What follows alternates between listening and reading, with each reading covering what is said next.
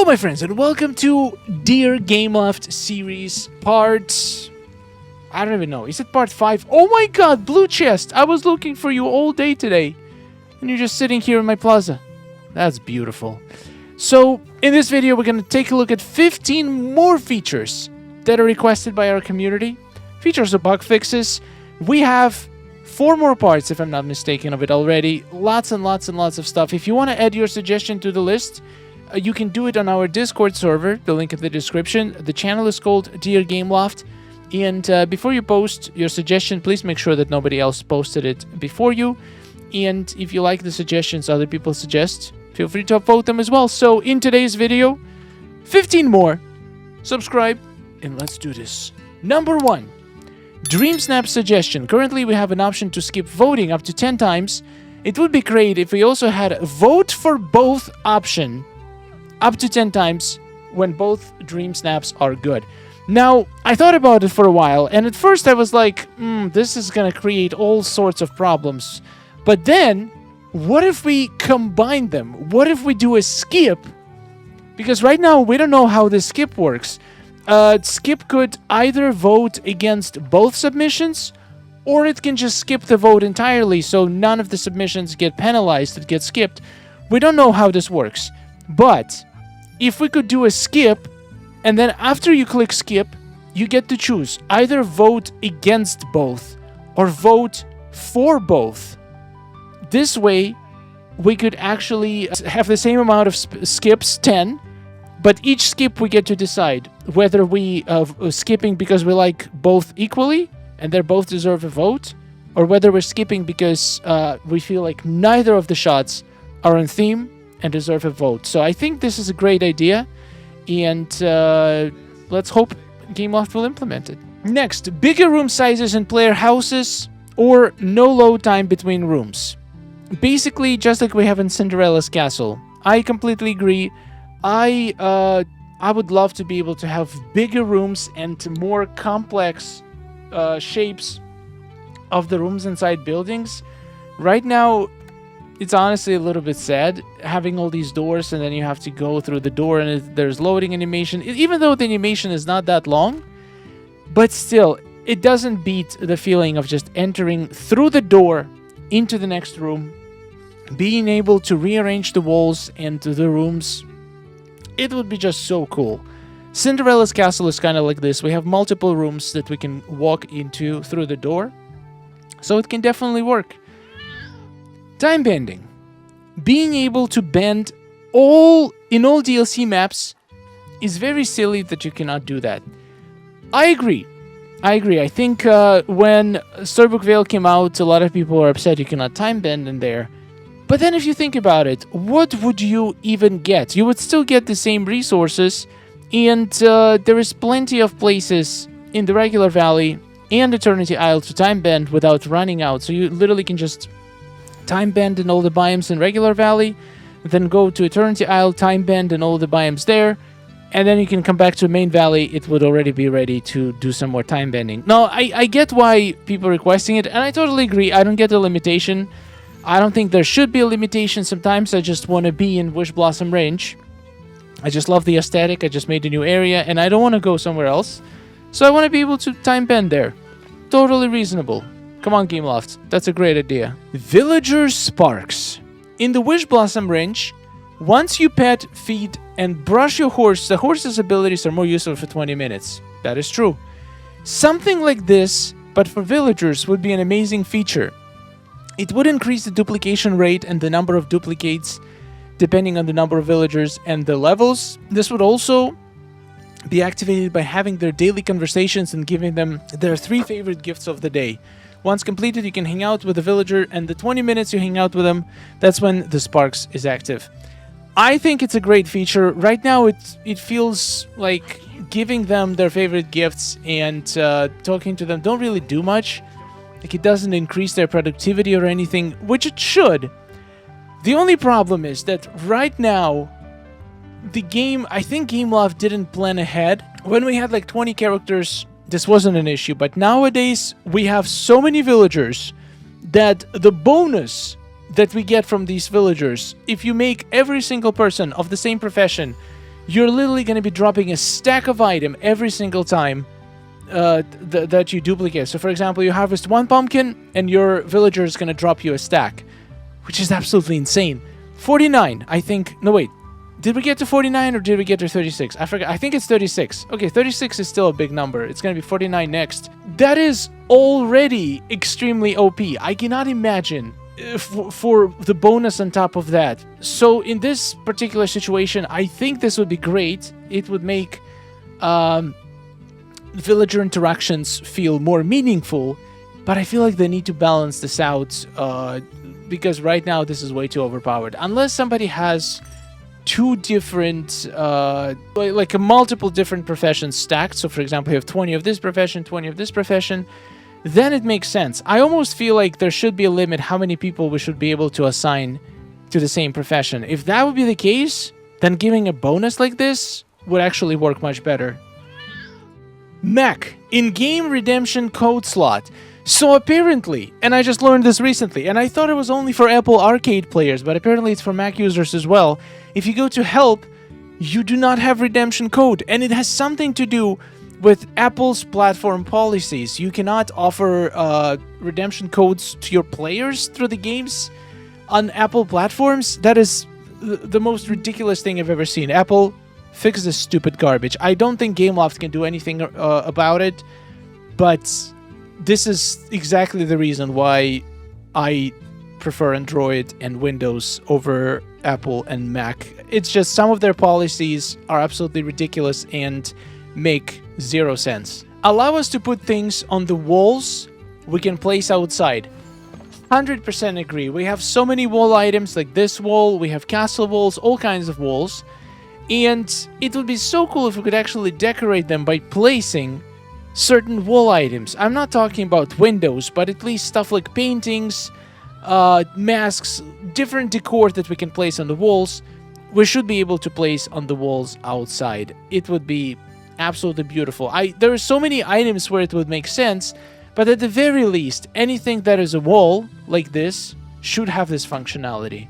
Can we please let Cheshire Cat wander like other villagers? It would be cool if he just randomly shows up in places he does. 100% agree. I feel like it was a cool idea. On paper, it sounds like a very unique and interesting mechanic for the cat to always be in his tree. But in practice, I feel like that it's almost never... I never see Cheshire Cat. I forgot that he is even in the game. Because wherever my tree is, if it's not like in my daily route, which is not, I will never see Cheshire Cat. I would love for him to be able to visit my valley, even if I decide not to place his tree in my valley. So, 100%, Gameloft, please do this. Show crop name when harvesting and planting. This makes so much sense, and I myself, multiple times, came to the issue where I have no idea what I'm even harvesting.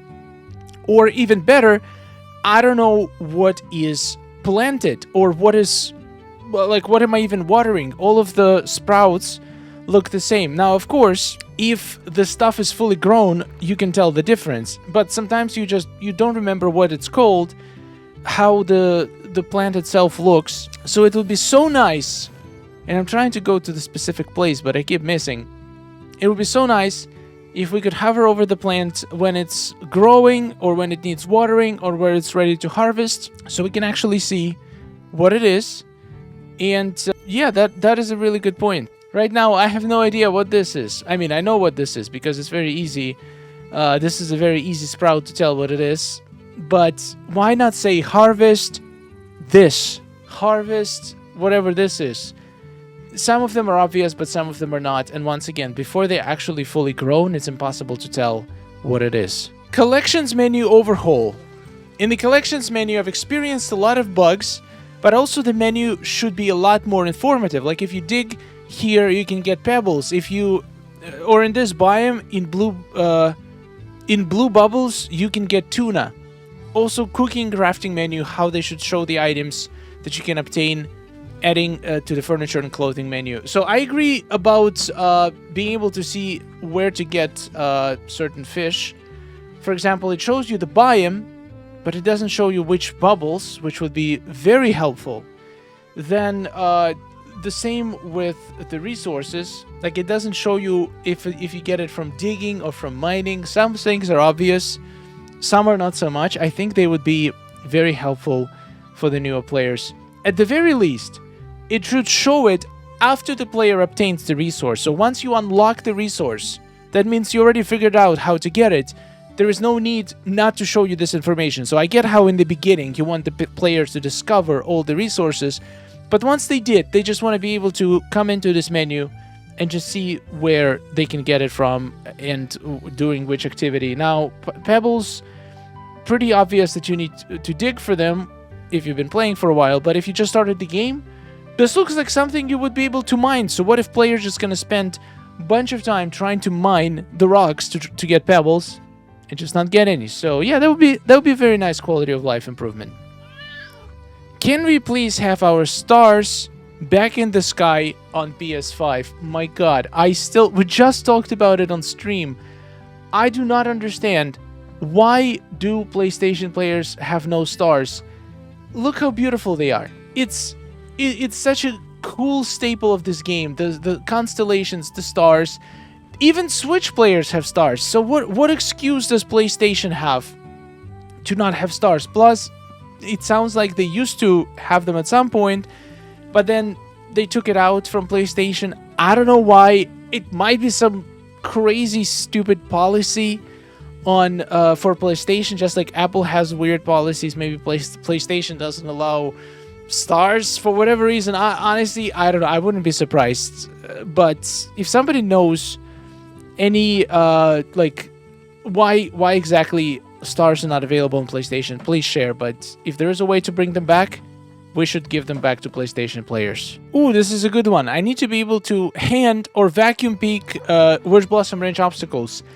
I have had this problem so many times. Sometimes you just going and you see the obstacle and there is no way to get rid of it. You have to get on a horse and jump over it. Now, I get it, this is mechanic of the expansion and they want to incentivize people to use horses, but some people, as mentioned, get motion sick. Some people might just not like horses. Nothing wrong with it. There should be alternative ways to get rid of these, because we can jump over night thorns, but we can also get rid of night thorns by hand. Why can't it be the same with these? Maybe we can dig them out or just use our hand as an alternative way to remove them. So yeah, I agree with this one. Villager hangouts. Since we're able to equip 2 companions at a time, wouldn't it be cool if we could hang out with more than one villager at a time? I'd love to have the ability to hang out with more than one villager. For example, hang out with Mickey and Minnie or Aladdin and Jasmine. And when them equipped, we have better chance of getting more resource and have fun while doing it. It would be a game changer, I will agree, but then again, there is the same problem that we talked about earlier. Right now, it feels very overpowered having already the bonuses that we currently have. So by adding another villager, so if, for example, getting 2 stacks instead of 1 stack of resources, that seems a little bit excessive. Maybe they're just gonna increase the drop rates to the next level. Instead of doubling it, for example, if you were getting consistently 16 extra drops, you would start getting 25 with an extra villager. Or maybe it adds like just a couple on top, like maybe it adds 5 extra or something. I absolutely love the idea to be able to hang out with multiple characters, and it makes total sense to me. There's so many situations like you just described where it would be very handy. So yeah, let's see if Gameloft can figure out a way how to make this happen. Oh, this is a good one. Please stop giving us seeds when removing night thorns. Coal, coins, dream shards, they're fine, but please stop the seeds. I absolutely agree. Getting seeds from night thorns, it just clogs your inventory. It serves no purpose. I get how it could be useful in the beginning of the game, but even so, you can just buy the seeds. They cost very low amount of coins. There is no player, except maybe like literally first 15 minutes after you start playing. After that, getting seeds from night thorns, it's just not helpful anymore. Because we need to be cleaning night thorns everywhere, but we only usually stick to the best crop we can get. So once you're out of the starting biomes, you're never going to be using those seeds from those starting biomes. So yeah, let's get rid of seeds. Maybe give us a small chance to get moonstones. Thank you very much. Next, the ability to lock a chest. This is a long post, but I'm just going to summarize. By locking a chest, the Disney chest means that if you have some resources in it, once it's locked, you cannot pull those resources for either crafting or cooking. And this is useful when you have chests, for example, with critter feeding supplies. Like, for example, you have a chest of blueberries in the forest, and you want to keep it there just so you use those blueberries to feed the raccoons. And you don't want, whenever you're cooking, for those blueberries to get pulled, which I absolutely agree. And I think it would be a great feature. For example, maybe you want certain chests you want to designate to get resources from when you're crafting, and you don't want it to be pulling from just random chests. So, yeah, absolutely. And the last thing I would absolutely love, well, me and Red Casey, is to be able to flip objects. I've been asking for this for a long time, and would you imagine if we could have perfect symmetry in Disney Dreamlight Valley? Imagine being able to place an item and then mirror it completely, just instead of just rotating it to try to match and to look like they're symmetrical, we could mirror it. It would be so good. There's so many things I would mirror. There's so many items that would look so good symmetrically right next to each other, fully mirroring each other. It's such a small thing, and I think it would be so easy to do, because you don't even have to remember if it's mirrored. You just need to remember if the placed item is mirrored. Once you pick it up, it resets, or once you place it back in your inventory, it resets.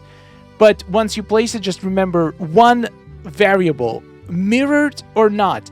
Same with scale. I know I'm kind of hijacking this suggestion, but being able to scale items would also not be a huge deal.